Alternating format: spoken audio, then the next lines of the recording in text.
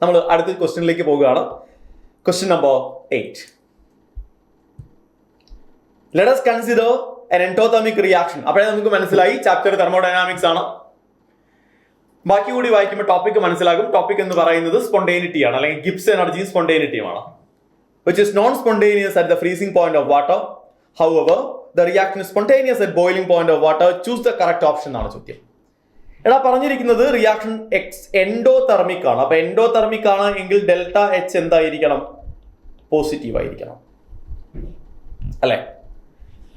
Boiling പോയിന്റിൽ അവൻ spontaneous ആണ് എന്നാണ് പറയുന്നത്. ബോയിലിംഗ് പോയിന്റിൽ സ്പോണ്ടേനിയസ് ആണ് എന്ന് പറഞ്ഞാൽ വാട്ടർ എന്ത് ചെയ്യണം, അല്ലെങ്കിൽ ലിക്വിഡ് എന്ത് ചെയ്യാണ്? ലിക്വിഡ് വേപ്പറൈസ് ചെയ്യാണ്, അല്ലെ? അല്ലെങ്കിൽ ടെമ്പറേച്ചർ ഹൈ ആണ്. അപ്പൊ ഹൈ ടെമ്പറേച്ചറിൽ ഡെൽറ്റ എസ് പോസിറ്റീവ് ആയിരിക്കണമല്ലോ, പോസിറ്റീവ് ആയിരിക്കണം. ഡെൽറ്റ എച്ചും ഡെൽറ്റ എസും പോസിറ്റീവ് ആണ് എങ്കിൽ ഡെൽറ്റ ജി നെഗറ്റീവ് ആകുന്നത് എപ്പോഴായിരിക്കണം? At high temperature. ഹൈ ടെമ്പറേച്ചറിൽ ഡെൽറ്റ ജി നെഗറ്റീവ് ആയിരിക്കും. അപ്പോൾ മക്കളെ കാര്യങ്ങൾ വളരെ ക്ലിയർ ആണ്. ഡെൽറ്റ എച്ച് പോസിറ്റീവ് ആണെങ്കിൽ റിയാക്ഷൻ സ്പോണ്ടേനിയസ് ആകണമെങ്കിൽ ഡെൽറ്റ ജി നെഗറ്റീവ് ആയിരിക്കണം.